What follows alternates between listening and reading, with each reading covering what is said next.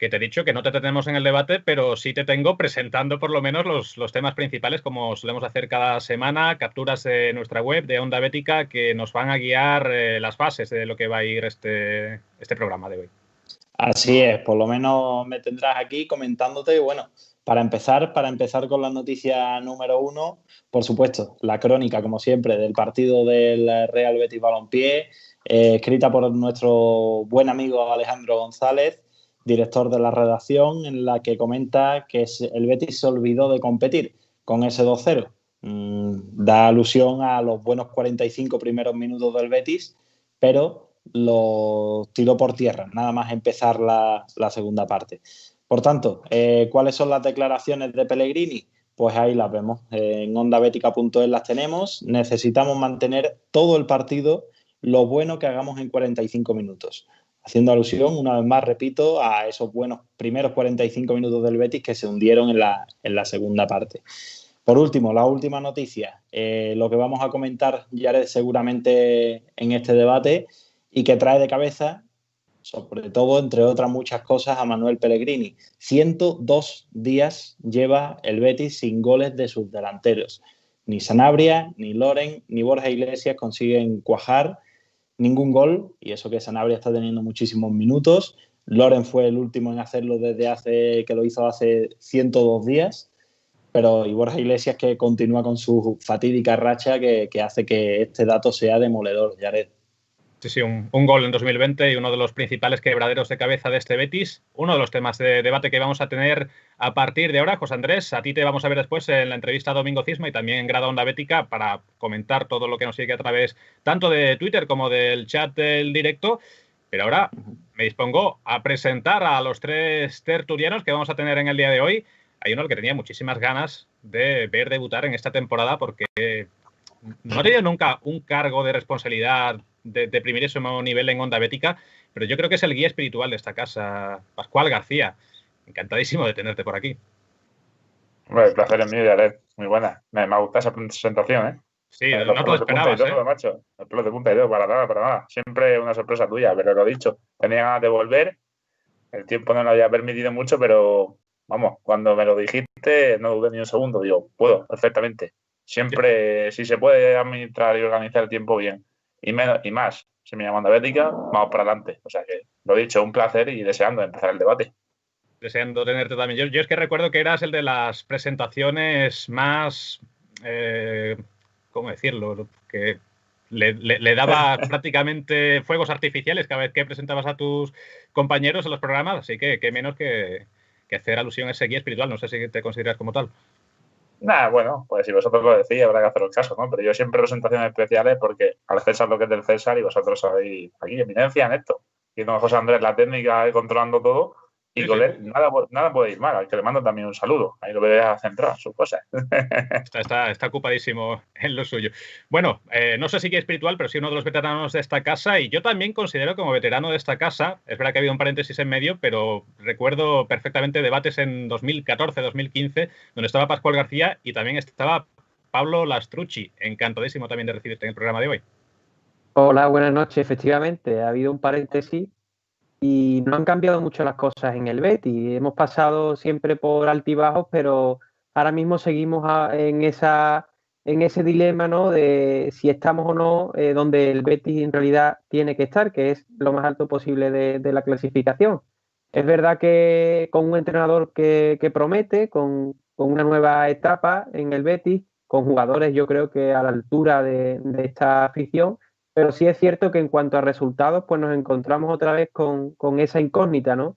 Llevamos ahora mismo pues 7 partidos, ¿no? Creo que son, con 4 derrotas y muchas dudas en el aire que yo creo que hoy vamos a intentar ver qué es lo que realmente pasa en este Betis para que finalmente, con todos los ingredientes básicos para que funcione, ¿por qué no estamos en esos puestos de arriba que es donde creo que tenemos que estar siempre? Pues sí, vamos a intentar elucidar qué es lo que pasa en el Betis, qué es lo que falla, qué conclusiones podemos sacar de este inicio liguero, no solo con estos dos compañeros a los que ya he presentado, sino en tercer lugar, y no por ello menos importante, ni mucho menos a Daniel Cabezas. De nuevo, un honor tenerte por primera vez también en este espacio. Buenas noches, Jared. estamos en mi debut aquí en Preso de tus 13 barras y nada, con ganas de comentar lo que pasó en el Atlético Betis y sobre todo de hablar del Betis y de qué le depara el futuro. Oye, para el que no te ubique, el de las estadísticas después de los partidos, ese, Sí, Daniel Cabeza. el pesado de las estadísticas de todos los jugadores después de los partidos y de los jugadores que también tiene el Betis cedido en segunda división como Robert y Edgar. Sí, sí. Ahí estamos dándole fuerte.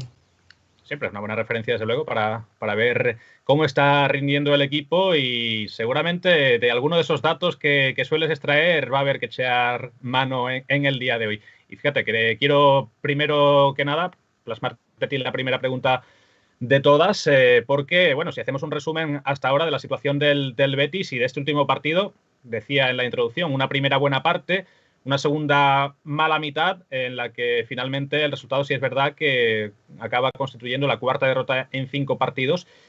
Y no sé a estas alturas, después de ese partido en concreto, qué sensaciones extraéis, qué lecturas extraéis de la actuación del Betis. Empiezo por ti, Daniel, pero a partir del siguiente turno de palabra no hace falta que esperéis a que os dé la palabra, sino que podéis intervenir, como sabéis, en cualquier momento.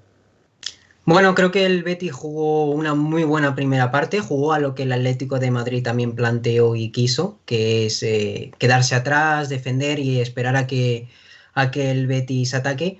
Si el Betis hubiese conseguido marcar, hubiésemos hablado de otro partido totalmente diferente, pero ese es el déficit que hoy en día tiene el Betis, el gol. Y después haces una muy buena primera parte y en los primeros 30 segundos de la segunda lo desbaratas, lo tiras todo por la borda. A partir de ahí llega la expulsión de Montoya, que sí que podemos debatir si es roja o no es roja y si tuviese que haber entrado el VAR, pero a partir de ahí pues el Betis tira la toalla y llega el segundo de Suárez al final del partido. Por lo que hace al Betis en líneas generales, creo que ha tenido tramos buenos, tramos no tan buenos y tramos malos, como el partido del Getafe. Todavía es muy pronto para hacer un balance general. Yo creo que hasta que no llevemos más partidos, hasta que no se hayan disputado más jornadas, no se puede hacer un balance, pero de momento, pues ni fu ni fa. Los demás, como digo, podéis participar en cualquier momento. Pascual, Pablo. Yo creo que es lo que dice Dani, ¿no? Pero no creo que haya que debatir mucho esto. Llegó un equipo como el Atlético herido en Champions después de esa derrota dura, ¿no? Frente al Bayern, que le cosieron 4 goles, que también era un poco de esperar. Si marcas un gol en la primera parte, yo creo que teníamos al Atlético no a nuestra merced, pero sí muy, muy encarrilado ese encuentro. Al final, si juegas una primera parte buena y encima de todo metes un gol, hace dudar mucho más al equipo contrario y más en su campo. Entonces, claro, faltó culminar. Ya después, claro,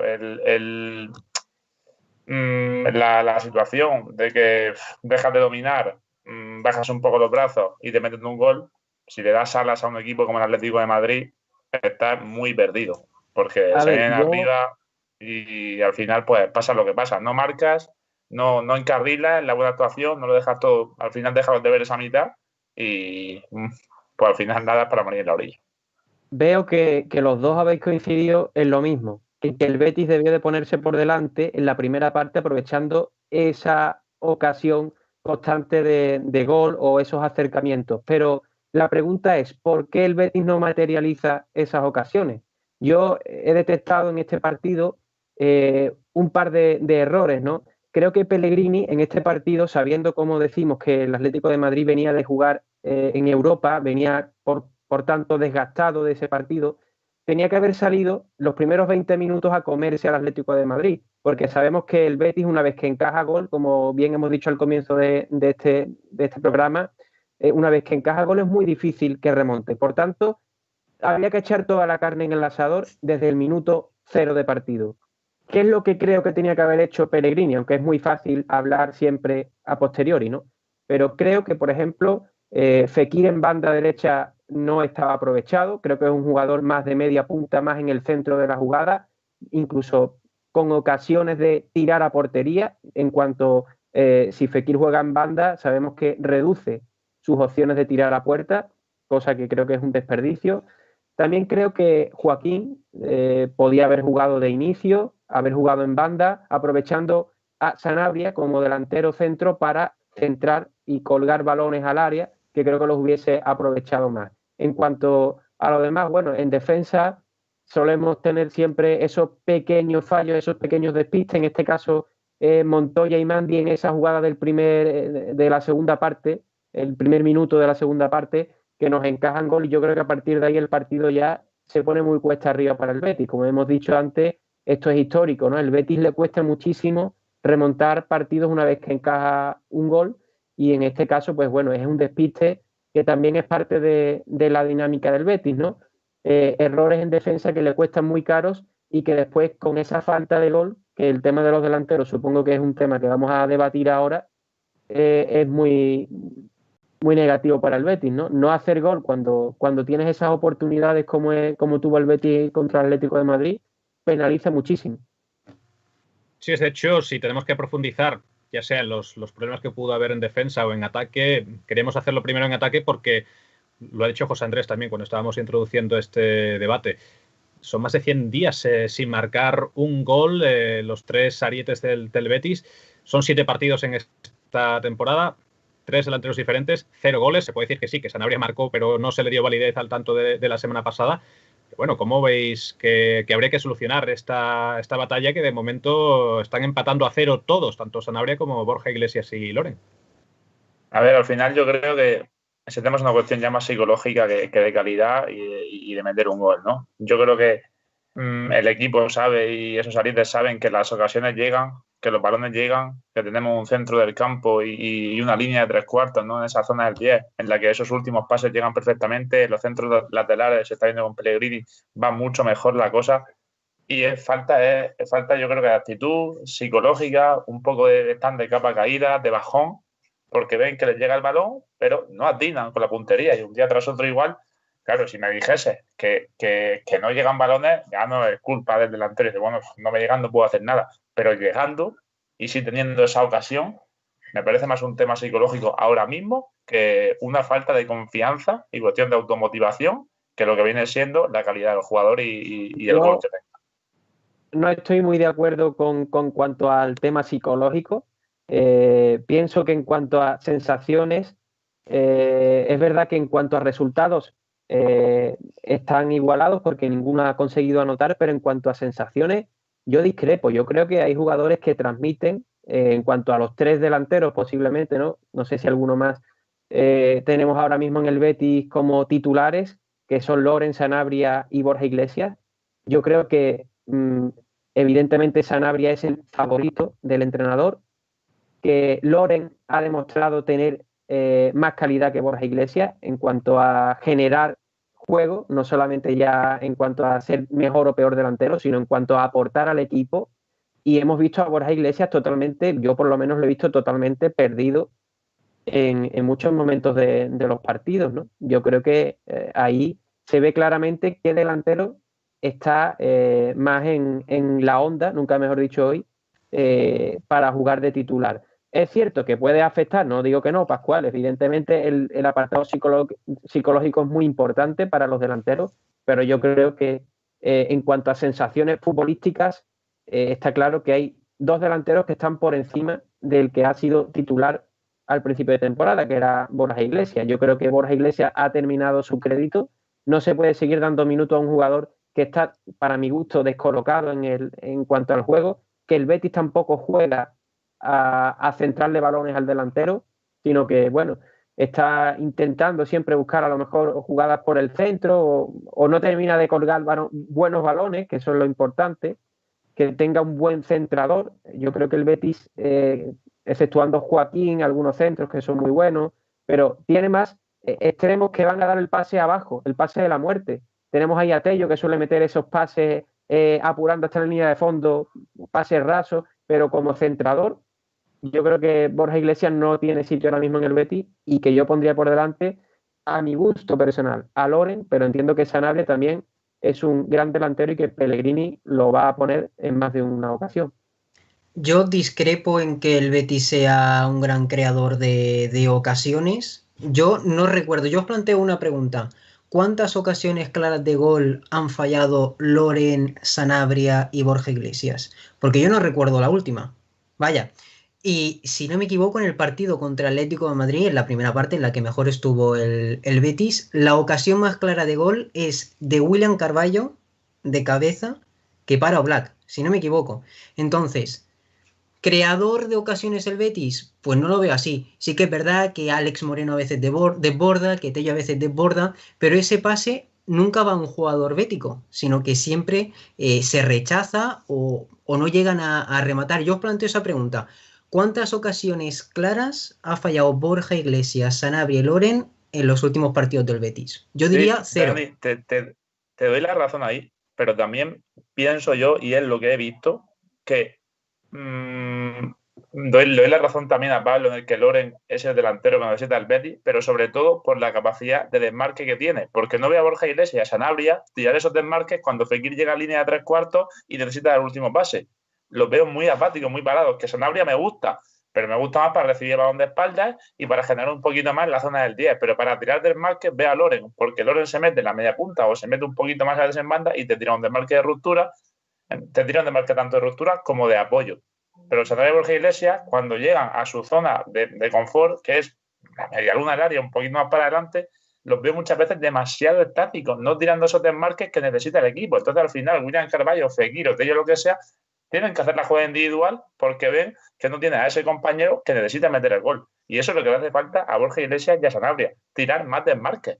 Evidentemente, de los tres delanteros que estamos hablando, el más creador de juego, para mi gusto, y creo que coincidimos los tres o los cuatro, es Loren. Yo creo que es un jugador que juega mucho más para el equipo, que es capaz de crear la ocasión. Sin embargo, los otros dos delanteros están más a la expectativa del balón que les va a llegar para rematar. Son más rematadores, pero dentro de que sean dos rematadores, evidentemente en colocación y en saber dónde tiene que estar, Sanabria está un poquito por encima ahora mismo de Borja Iglesias. No sé si es una cuestión psicológica o es una cuestión simplemente futbolística, de que un jugador es mejor que otro, o que está más adaptado al juego que el entrenador de ahora, el que tenemos, está haciendo.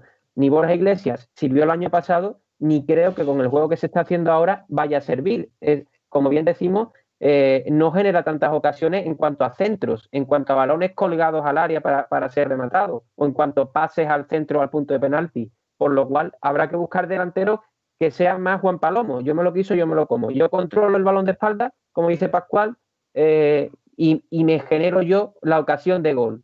Por eso decía que yo prefiero que se alinee a Fekir en la media punta con jugadores delanteros más creativos, como por ejemplo puede ser Loren.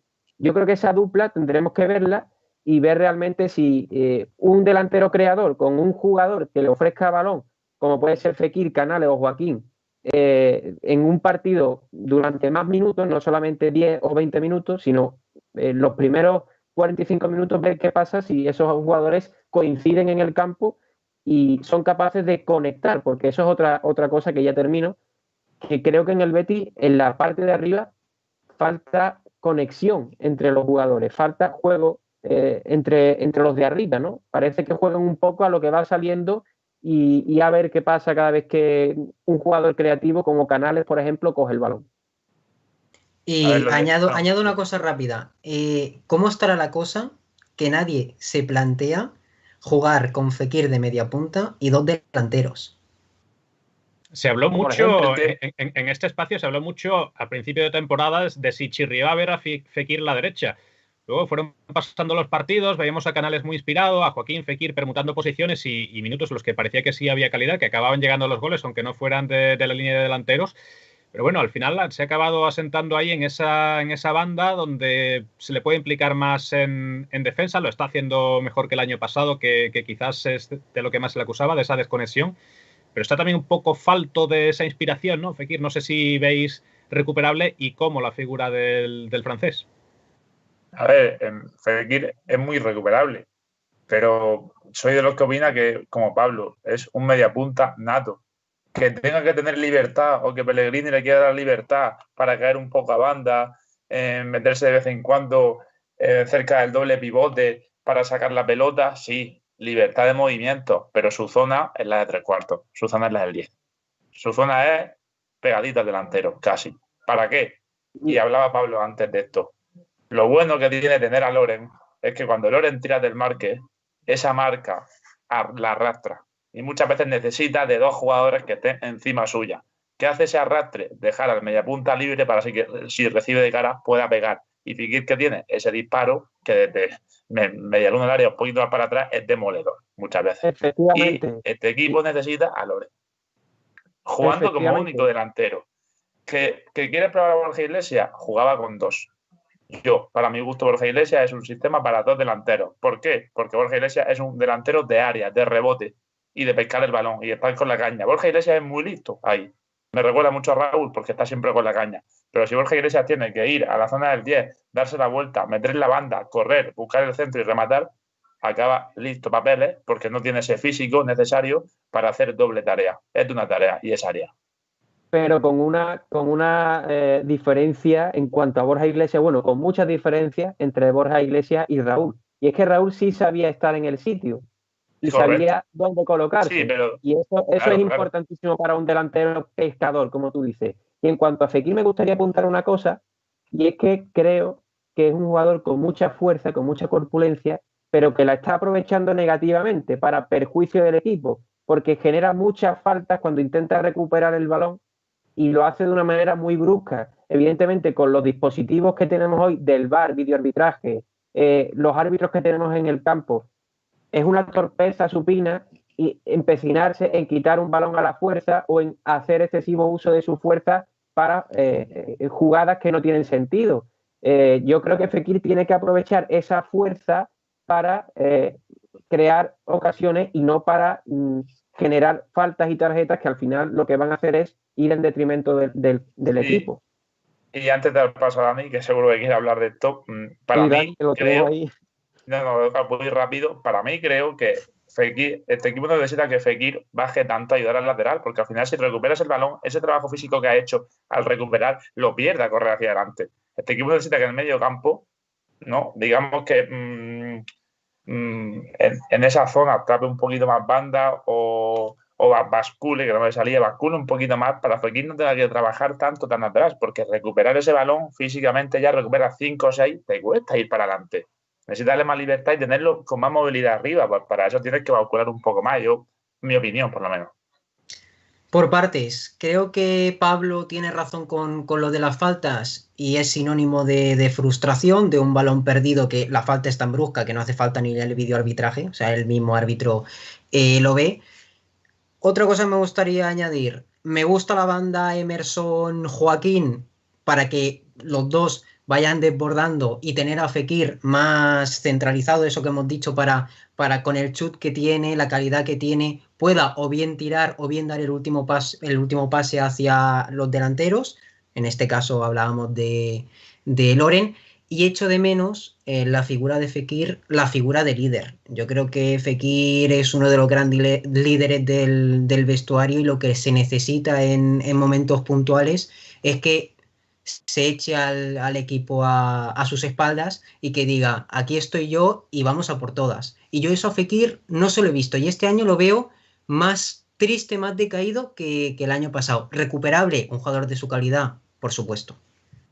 Es algo que nuestro analista Miguel Romero, de hecho, ha dicho mucho, que le parecía el sistema ideal con Fekir por detrás del punta y Canales siempre ha querido verlo un poco más retrasado. No sé si ese es el acomodo que vosotros esperáis, porque claro, a Canales habría que reubicarlo, habría que pensar en otro jugador de banda, que la plantilla del Betis tampoco está sobrada de ello, y habría que romper también ese doble pivote de Guido Rodríguez, William Carballo, si queremos retrasar a Canales, que es una de las cosas que mejor ha estado funcionando en los partidos en los que el Betis mejor lo ha hecho. ¿Qué solución veríais para adaptar a Fekir hacia el centro? Creo que estamos pensando los tres, porque es difícil situar a todos en el medio y que funcione. Yo creo que quizá el sacrificado es William. Quizá el más sacrificado por Pellegrini estos últimos partidos ha sido William y ha retrasado a Canales. Lo que no sé es cómo quedaría el equipo si metemos a Fekir más en una posición más centrada. Porque claro, también tendríamos que utilizar laterales como Joaquín, como Tello, ver si los utilizamos o no, y a partir de ahí pues ya colocar a Canales más lejos o cerca del área. A mí sí me da la opinión en cuanto a los laterales o extremos. Yo creo que arriba la dupla de extremos sería Tello y Joaquín, para que Fekir pudiese jugar más en el centro. Incluso Canales me parece un jugador que al tener tanta velocidad también puede jugar como extremo muchos partidos. Incluso me parece un jugador en cuanto incluso a corpulencia, más un jugador de extremo que de centrocampo, porque es un jugador más, digamos, fino, más veloz y que en cuanto a juego en banda puede aportar muchísimo. Además tiene un toque extraordinario para poner balones al área, incluso para meter algún balón filtrado dentro del área, ¿no?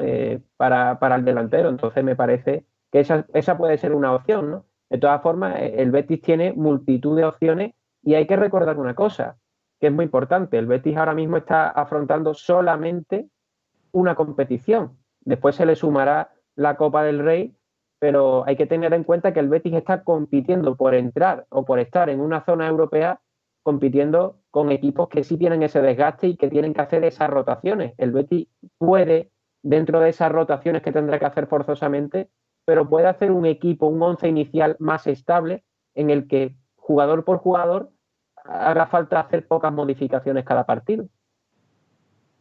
Sí, no sería la primera vez tampoco que juega Canales orientado a la banda, a un esquema asimétrico que hemos visto muchas veces. Pepe Mel lo hacía mucho con Salva Sevilla, en fin, que lo hemos visto en los últimos años también. En fin, habrá que ver si es una solución por la que acaba optando Manuel Pellegrini de aquí en adelante. Por plantilla yo creo que las bandas no hay demasiado recambio, aunque sí es cierto que solo hay una competición. Ojalá que no se resfríe ninguno, porque entonces sí sería un problema. Se podría pensar en Lainez, en Aitor Ruibal también como posibles recambios. Alguna opción habría, pero en fin, vamos a ver si es una de las medidas, porque creo que autocrítica que hay que empezar a hacer en este equipo, que Manuel Pellegrini piensa una cosa, no sé si Pablo. Perdona, sí, nada más que se nos ha olvidado mencionar a un jugador que no está teniendo muchos minutos, pero que también puede aportar mucho en esa zona, que es Diego Lainez. Sí. Puede ser también un revulsivo que se ha utilizado en alguna ocasión, no muchas veces, pero que cada vez que sale, oye, pues tiene esa frescura que en vez de sacar a lo mejor a Joaquín en el 65, puede sacar a Lainez, que es un jugador que quizás vaya a dar más frescura al equipo y más dinamismo, ¿no? Cuando haga falta, en este caso, como pasó contra el Atlético de Madrid, romper el partido o en este caso remontar después del 1-0. El otro día hablaba con un periodista mexicano y me preguntaba, ¿por qué no juega Diego Lainez en el Betis? Y yo le explicaba, pues si no tienes minutos, si no juegas muchos partidos consecutivos, no llegas a tu máximo nivel y por eso Diego Lainez no juega en el Betis. Si Diego Lainez... Y otra cosa que me gustaría plantear es por qué no se ha pensado en una cesión a Diego Lainez, porque cada año pasa lo mismo y cada año sigue sin tener minutos. Todos los entrenadores le prometen minutos y al final se queda sin. Y no ha tenido malos minutos en los y además, que ha jugado. Sí, sí. Es lo que iba a decir. Además, que esta temporada, a ver, está claro que decir esto es montajista, pero en el partido frente a la vez, el primero de Liga, lo poquito que salió, revoluciona al equipo. Cada vez que sale, demuestra cositas. Cada vez que juega, le da otra velocidad. Entonces, yo creo que este chaval necesita un par de partidos seguidos de titular, 2 o 3. Claro, es que es eso, si tienes 3 minutos. 60, que no va a llegar, que tiene 60 o 70 minutos, vale, pues el minuto 70, si ves que no ha dado tal, fuera. Pero es de los jugadores que a lo mejor piensas que no está o no está, pero llega un momento en el que pega un chispazo, ¡pum!, y aparece. Claro, entonces, yo creo que este equipo necesita a Lainez, sobre todo que creo y pienso que puede enlazar muy bien con Fekir, mi opinión. Lo que decía, que si tienes 3 Fekir minutos... tiene ese pase entre líneas y Lainez tiene la velocidad. Eso, lo que decía, que si tienes 3 minutos, 5, 10, 7, pues obviamente el jugador sí que ha demostrado mucho durante esos minutos con verticalidad, de borde. De hecho, el gol del Alavés se lo fabrica él solo con varios corners. Pero si va jugando 5, 3, 7 minutos, pues nunca vamos a ver a qué rendimiento puede rendir Lainez, ¿no? Si basculamos en el debate hacia abajo, porque creo que también hay que hablar, lo hemos hecho en las semanas anteriores, partidos en los que el Betis se ha encajado de 3 en 3, en este se quedó en 2, pero también se puede debatir si en los goles se pudo hacer algo más, sobre todo en el primero, la facilidad con la que llega Marcos Llorente y acaba anotando ese gol. También, ¿por qué no?, ya en el resto del partido, porque Claudio Bravo tuvo alguna intervención de mérito y no fue hasta el final cuando se anotó el 2-0 que cerró el partido. Pero ¿pensáis que la defensa fue mejorable tanto en los goles que se anotaron como en el resto, sobre todo de esa segunda mitad? Sí, la defensa en el Betis y en los partidos del Betis casi siempre es mejorable por desgracia. Y en el primer gol del Atlético de Madrid, además de que el equipo salió del vestuario sin la intensidad necesaria, sí que queda un poco retratada la banda derecha y sobre todo Mandy, al que Marcos Llorente, vamos, con una velocidad pasmosa le supera y marca el primer gol. En el segundo sí que quedan más retratados tanto Bartra como Mandy, porque Luis Suárez se les anticipa, pero bueno, ahí ya contaba el Betis con un jugador menos. Que por cierto, por aportar al Pablo algo más también, en la primera parte, sí es verdad que el Atlético de Madrid no tuvo demasiadas ocasiones. De hecho, hubo un momento en el que vi la estadística, tiros 8 del Betis, 0 del Atlético de Madrid, pero las que tuvo sí fueron muy claras y vinieron precedidas de balones atrás de cabeza de William Carballo, que es otro componente que quizás queráis comentar. Sí, me gustaría comentar varias cosas. Lo primero, en la primera parte hay que destacar positivamente lo bien que la defensa del Betis tiró la línea del fuera de juego. Hubo varias jugadas en las que Luis Suárez, que es un delantero que suele estar muy al borde de la línea de fuera de juego, supieron deshabilitarlo muy bien y desconectarlo. Lo que pasa es que cuando hay imprecisiones, en esos casos dejas al delantero habilitado y prácticamente es una jugada de gol, ¿no? De hecho, hubo una que Luis Suárez mandó fuera, en la que se fue por pocos centímetros, ¿no? Y estuvo a punto de marcar. En cuanto al primer gol, es verdad que Mandy es el que más sale en la foto, porque es el último jugador que Llorente tiene delante antes de tirar, pero hay que recordar que Montoya es el lateral en ese caso y al que se le escapa estando prácticamente, además se le ve mascando chicle al comienzo de la segunda parte, o sea, estaba como un poco descolocado. Esa jugada además viene de un saque de banda después de que hubo un acercamiento peligroso del Atlético de Madrid. Por lo cual yo creo que el Betis en conjunto salió muy desconectado en la segunda parte. En las segundas partes hay que salir, igual que en el comienzo de los partidos. Esos segundos tienen que ser muy intensos y ahí el Cholo Simeone, sin duda, pues fue el más listo. Sabía que el Betis se podía dormir en esos primeros instantes y el Atlético de Madrid salió a morder al Betis y en un minuto, en 19 segundos, yo qué sé cuánto fue, nada más empezar, nada más pitar, el Atlético de Madrid encajó un gol y a partir de ahí yo creo que el segundo gol no merece la pena ni entrar a analizarlo, ¿no? Porque ya viene en el tiempo de descuento cuando el Betis sabía ya perfectamente que ya lo había dado todo y que era imposible meterle mano al Atlético de Madrid. Y en cuanto a Carballo, por terminar ya la pregunta que hacía, bueno, pues creo que tiene que jugar siempre con Guido o con un pivote defensivo detrás que le cubra las espaldas. Es un jugador que tiene unas ocurrencias muy peligrosas y que venden constantemente a la línea de defensa, por lo cual es un jugador que tiene que jugar donde jugó Canales, un poquito más arriba y cortando balones y aportando en defensa, pero no como último jugador o como penúltimo jugador, sino tiene que ser un pivote defensivo, pero con uno detrás siempre. Bueno, y hablando de William Carballo, también es digno de mencionar la reacción que intentó Pellegrini. No sé si os pareció acertado o no, porque fue junto a Tello el jugador al que sacó para dar entrada a Tello a Joaquín, hombre por hombre, pero en el caso de Carballo sacrificó el esquema para poner a Loren en punta y jugar con dos puntas, aunque Loren un poquito más escorado, podemos ubicarlo.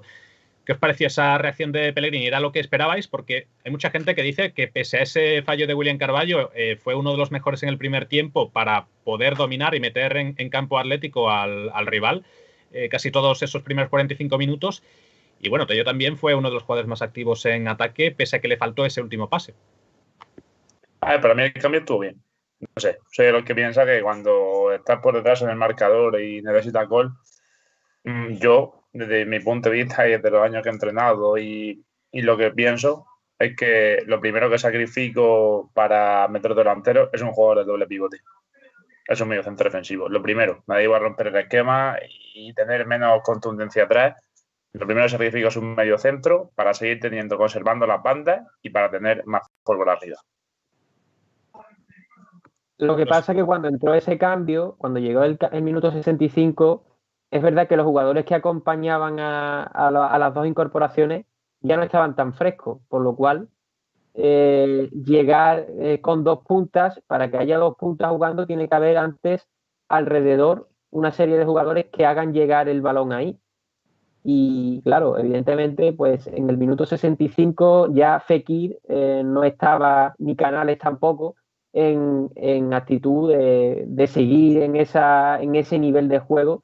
Después de 65 minutos, nada más y nada menos que contra uno de los equipos más físicos de la liga, como puede ser el Atlético de Madrid. Por lo cual es buen cambio, evidentemente, pero yo vuelvo a lo primero que dije. Tenía que haber echado toda esa carne en el asador desde el comienzo del partido. En el minuto 65, evidentemente, pues ya está un poco, como se suele decir, el pescado vendido, ¿no? Bueno, un cambio un poco a la desesperada, ¿no? Yo creo que a Pellegrini le daba igual perder 1-0 que 3-0.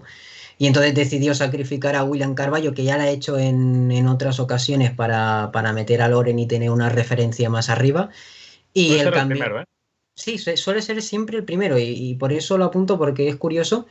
Y después el cambio de Tello por Joaquín, pues para sumar la verticalidad, la magia y la calidad de Joaquín, ¿no? Pero tampoco tuvo el día, y además condicionado con la expulsión de Montoya, pues poco pudo hacer.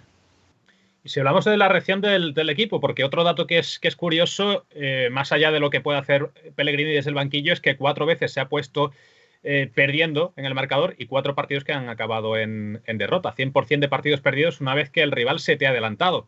¿Es algo que os preocupe o que sea una de las lecturas que creáis que se debe estudiar en el banquillo de cara a cambiar las tornas? Sí, creo que psicológicamente el equipo no anda del todo bien, y eso afecta y mucho al resultado. Pensad también que es el mismo equipo que el año pasado fracasó en Liga. Creo que estamos todos de acuerdo si digo que fracasó, porque fue un fracaso, y también muchos de los que la temporada pasada también había fracasado, ¿no? Entonces, creo que cuando sales así en la segunda parte y te llevas un golpe, el equipo ya no es capaz de reaccionar como sí que lo haría con jugadores nuevos, con jugadores totalmente, por así decirlo, desintoxicados. Yo quiero apuntar en cuanto a lo que dice Dani y en cuanto al apartado psicológico, quiero recalcar 2 partidos que moralmente dejan al Betis muy afectado. Son las 2 derrotas ante el Atlético, perdón, ante el Real Madrid y la Real Sociedad. Ante el Real Madrid remonta el primer gol del Real Madrid, por lo cual podemos decir que el Betis es capaz de remontar y además hacerlo ante un grandísimo rival como es el Real Madrid. Pero en cambio, descaradamente los árbitros hicieron su participación en el resultado final del partido, y eso al Betis dejó muy tocado. Pero no basta con eso, sino que jornadas después, contra la Real Sociedad, pues también ocurre que en un partido en el que el Betis podía haber tenido opciones de reengancharse y de remontar ese partido, bueno, pues le anulan un claro gol legal a Sanabria, y no solo con eso, sino que después, en otra opción para remontar o para comenzar una remontada, el gol, bueno, hubo un agarrón que fue claro penalti que no se pitó y tampoco llegó el gol. Por tanto, creo que había que destacar esos 2 partidos que podían cambiar mucho el panorama actual de debate, ¿no? Podríamos estar hablando de posiblemente un empate o una victoria ante el Real Madrid y un valioso empate ante el que ahora mismo está liderando la tabla, que es una potentísima Real Sociedad. Sí, precisamente para completar ese dato lo iba a mencionar antes de dar paso a Pascual, que hay que ser justos y destacar que hay 2 partidos en los que sí se ha reaccionado, aunque las circunstancias del partido, de las 2, la verdad es que hubo una actuación arbitral que tuvo su parte de culpa, que no dejaron al equipo, por lo menos acabar puntuando, que creo que es algo que se había merecido. No sé si, Pascual, teniendo eso en cuenta, ¿te preocupa algo menos la capacidad del Betis de reaccionar? Si es un Betis más parecido al del año pasado de Rubi, que reaccionaba, el problema es que empezaba muy mal los partidos, o un mal que ya se veía endémico sobre todo en esa segunda temporada y el segundo tramo de la temporada con Setién, que el equipo era imposible que levantara la cabeza una vez que había empezado perdiendo. A ver, yo creo que no me preocupa tanto la situación. Sí que me preocupa el hecho de repente estar bien y ser una montaña rusa. El equipo está subiendo y en 2 minutos, ¡pum!, zasca para abajo. Me preocupa mucho eso, ese pico que tiene el Betis de subir, de generar, de parecer que llega al gol, que te ilusiona que vamos a ver un buen partido y de repente, ¡buah!, no hay término medio. No hay que, cuidado, estamos bajando los brazos, vamos a espabilar. No hay término medio. Hay una pájara y la pájara te dura 40 minutos. Entonces, eso es lo que hay que corregir. A los equipos otros les dura pájara 10, 15 minutos, reaccionan, pero no, es un pico, es una montaña rusa, de repente cae.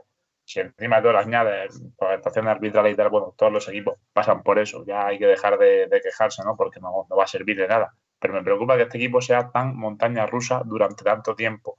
Eso.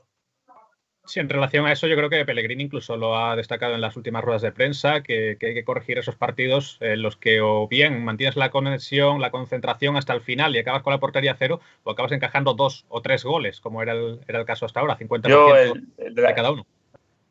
El de la Real no lo cuento sobre el tema VAR y árbitro y tal, porque sinceramente nos pego un baño escandaloso. Escandaloso. Y me preocupa eso, me preocupa el competir también contra el Madrid y competir también contra otro y de repente, pum, montaña rusa para abajo, lo que he dicho antes. Y eso yo creo que cambiarlo. Y no sé por qué será, porque esto es fútbol y al final solo se sabe dentro del vestuario y solo lo saben los propios jugadores y el propio cuerpo técnico, que es el que está ahí. Pero todo muy trabajable y confío en Pellegrini para que este equipo esté donde tiene que estar. No hay motivos en este partido para quejarse de la actuación arbitral, pero sí que pudo dar lugar a cierta polémica la forma en la que tuvo de entrar el VAR, ¿no? Había primero decretado Mateu Laoz tarjeta amarilla por esa entrada de Montoya, era el último hombre en la carrera del atacante rival hacia la portería, pero fue el VAR quien llamó a revisar para que cambiara de criterio y acabara expulsando al lateral derecho que debutaba como titular en el Real Betis. ¿Qué os pareció que esta vez el VAR entrara de esta manera para volver a juzgar esa jugada? Para mí es roja.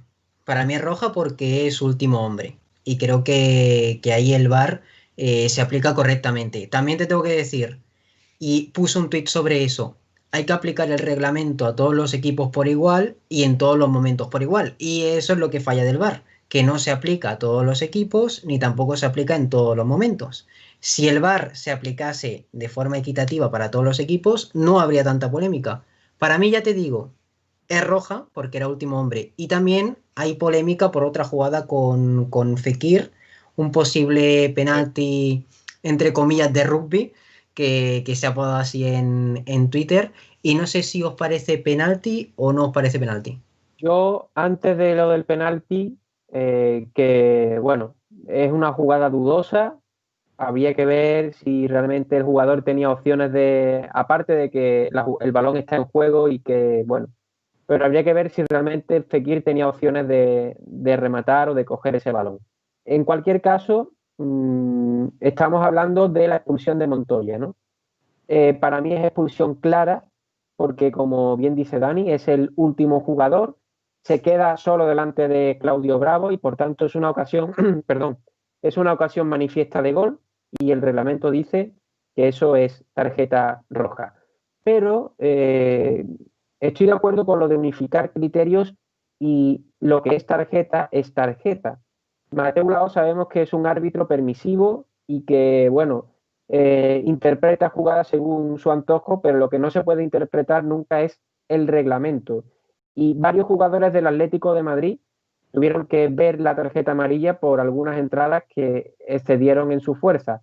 Incluso me atrevería a decir que Luis Suárez, en la jugada que vio la amarilla por protestar, antes ya debió de ver la amarilla por un codazo, creo que fue sobre Mandy, que eso en el reglamento dice que si le das con el codo en la cara es tarjeta amarilla. Incluso creo que hay más jugadas del Atlético de Madrid, más jugadores que debieron de jugar con una tarjeta amarilla y sabemos lo que supone jugar con una tarjeta amarilla. Que ya no puedes hacer las entradas con tanta fuerza sabiendo que puede ser expulsado. Por lo cual fue muy permisivo, incluso tan permisivo como que una tarjeta que clarísimamente era roja, al Betis le enseñó amarilla y efectivamente pues la expulsión de Montoya es ineludible, roja y a perderse el partido que viene. A mí en ese caso lo que me enfadó es que si Mateu Laoz había visto perfectamente que era el último hombre, ¿qué le aportaba el ver la jugada repetida nuevamente en el VAR? O sea, había tenido un criterio, debe ser un criterio unificado, para mí también era roja, pero ¿para qué entrar en que vuelva a juzgar una jugada que no tenía tampoco, no se había perdido una zancadilla, un puñetazo en la cara ni nada por el estilo? El VAR interviene en caso de tarjeta roja. Creo que es así, ¿no? En caso de goles y tarjeta roja. Sí, sí. Si el VAR ve que era roja, el árbitro asistente de la sala VAR tiene que avisar al árbitro. Yo creo que sea siempre en todos los casos. Yo creo que cuando te llaman desde arriba es porque algo no has hecho bien o algo para el otro árbitro no está bien hecho y entonces a partir de ahí pues no te queda otra que cambiar la decisión. No sé yo si... O pitarle falta en ataque a Sanabria, que ya comentaremos si queréis el penalti a Ramos en el Clásico. No sé yo si Mateu Laoz vio bien toda la jugada y que Montoya se quedaba como último hombre. No lo sé. Y creo que eso quizá es lo que le hace sacar amarilla a Montoya y no la roja. Me parecía muy claro en directo, ¿no? Que era el último hombre y por eso quizás el no entender del todo que querían que viera nuevo que no se hubiera visto ya. Evidentemente, pues roja podía entrar y fue el criterio que finalmente acabó aplicando y que ojalá se hiciera siempre igual y para todos los partidos, todos los partidos y todos los equipos. Por igual que es lo que reclamamos. Terminando prácticamente... Una cosa, debate, bueno, sí, Pablo. Creo que lo único que me cabe en la cabeza que pueda el árbitro haber interpretado que ese balón no iba en dirección a la portería, sino que iba en paralelo a la portería, antes de que el jugador lo controlase. Es lo único que me puede parecer, pero en cualquier caso, como decimos, el jugador se quedaba solo delante del portero, por lo cual yo entiendo perfectamente que le saque roja. Sí, sí. La cuestión, a mí es que me parecía tan claro en el directo que era lo que no entendía, que se tuviera que rearbitrar algo para lo que debería haber muchísima claridad y de ahí si acaso la polémica, porque la roja yo creo que cualquiera estará de acuerdo en que no se podía librar Montoya de ella. Pero ya prácticamente para ir cerrando el debate, porque nos quedan ya los últimos minutos, una valoración sobre el optimismo, o el pesimismo con el que se puede afrontar los próximos partidos del Betis por vuestra parte. Pascual, llevas un tiempo callado, no sé cómo ves siguientes partidos en el calendario ante el Elche, ante el FC Barcelona, antes del parón. ¿Crees que se puede seguir confiando en este Betis? ¿En qué porcentaje estás entre ese yin y yang del positivismo y el negativismo que hay ahora? Sí, a ver, yo creo que se puede seguir confiando porque este equipo ha demostrado que puede competir, ¿no? Lo único que falta es lo que he comentado antes, un poquito la regularidad de creerse que puede seguir compitiendo durante más minutos que lo que hace, ¿no? No se puede venir abajo tan pronto y ahora vienen partidos en los que se pueden rascar puntos, se puede recuperar esa sensación buena que vimos al principio. A lo mejor muchas veces no es sensación buena a la hora de crear ocasiones, de generar juego, pero sí de luchar, de intensidad y de creer, ¿no? Y de seguir luchando a pesar de todo. Entonces, hay que aprovecharlo. Y Pellegrini yo creo que tiene que dar un poquito un golpe sobre la mesa, meter un par de gritos en un entrenamiento y decir, señores, aquí a currar 90 minutos y el que no quiera, al banco. Es que está muy claro. Yo creo que Pascual ha dicho algo clave y es la regularidad. ¿Cuántas jornadas, cuánto tiempo lleva el Betis sin ganar 3 partidos consecutivos? Si ganas 1, pierdes 1, empatas 1, pierdes 2, vuelves a ganar. Yo creo que así es imposible. Entonces, a partir de esa regularidad, veremos si Pellegrini consigue exprimir más al equipo y veremos, por ejemplo, contra el Elche, yo creo que es un partido para ganar, un partido para convencer, porque después ya te viene el FC Barcelona allí en el Camp Nou. y ningún equipo te va a regalar nada. El Elche viene de ganarle 2-1 al Valencia. Entonces, veremos a ver qué tal, porque también tiene jugadores muy, muy interesantes como Raúl Guti, ex del Zaragoza. Y sonó para el Betis, ¿eh? Y sonó para el Betis, y por desgracia el Betis no estuvo al final definitivamente detrás de él, como tampoco lo estuvo de otro jugador que jugó en segunda como Luis Milla, que ahora mismo se está saliendo en el Granada. Parece que el Betis no mira la segunda división. En fin, veremos cómo Pellegrini consigue esa regularidad, si al final la consigue o no, y a ver qué Betis vemos contra el Elche, si el de perder 0-3, si el de ganar y convencer, o si ni fu ni fa. Un Elche, por cierto, antes de darte paso, Pablo, para que comentes también lo que te parece este partido que viene por delante, 10 puntos de 21, algo con mucho mérito, no solo por ser un recién ascendido, sino porque ha tenido un mes para saber en qué categoría jugaba, para configurar su plantilla, incluso para fichar a un entrenador. Voy adelante, ¿no? Venga, pues sí. Cierro yo la intervención en cuanto a los próximos partidos, ¿no? Estaba pensando en un jugador que creo que habría que ir dándole minutos. Esto ya es aparte un comentario que no quería irme hoy sin decirlo. Paul creo que es un jugador que en el Betis Deportivo ha hecho grandes partidos y que ha debutado ya en el Betis. Así que bueno, a ver si tenemos centrocampista para rato, y creo que vienen partidos en los que bien podía disputar algunos minutos y aportar muchísimo al equipo. Contra el Elche, el pronóstico sería que el Betis gana, pero evidentemente las victorias no vienen solas, por lo cual ese partido hay que atarlo muy bien. El próximo, creo que es sábado o domingo, a las 2 de la tarde, es un partido a las 2 de la tarde. Y después el domingo. viene un partido complicado el domingo a las 2 de la tarde, después el Barcelona la siguiente semana a las 4:15, y después vienen otros equipos a los que, bueno, pues posiblemente también se le pueda meter mano. Quizás el más difícil es el Barcelona, y que habrá que llegar, evidentemente, siempre con los 3 puntos ante el Elche. Así que, bueno, optimismo siempre en el Betis, porque no queda otra. Y nada, yo creo que es cierto que el comienzo de temporada ha sido un poco accidentado, posiblemente por 2 partidos también, que quitando el repaso que nos dio el Getafe, evidentemente, que fue un 3-0 indiscutible, pero ha habido 2 partidos que han hecho que el Betis no tenga todos los puntos que ha merecido en cuanto al juego, y que yo creo que queda todavía mucho por ver del Betis, y que yo creo que la situación en la que ahora mismo está en la tabla está por debajo de lo que es capaz de hacer y de lo que ha mostrado en el campo. Un placer, Pablo. Antes de pasar también a unas últimas reflexiones de tus compañeros, un placer haberte tenido de nuevo después de unos años, y que sigas aportando por aquí por Onda Bética. Nosotros estaremos encantados de volver a recibirte. Muchas gracias. Espero no haber sido muy pesado con mi discurso, y muchas gracias a vosotros. Espero que cuando queráis, pues me tengáis por aquí siempre que yo esté disponible. Un abrazo. Te mantenemos la invitación, así que tan pesado tampoco habrás sido. Pascual García, por hablar y cerrando un poco sobre estos próximos partidos que tiene el Betis, y qué esperas sobre todo del partido ante el Elche, y si se la juega mucho o no Pellegrini de cara a próximas semanas. A ver, tanto como jugársela, no. No por el puesto de entrenador, me refiero, pero no, de entrar en una dinámica en la que quiere estar el Betis para jugar a Europa.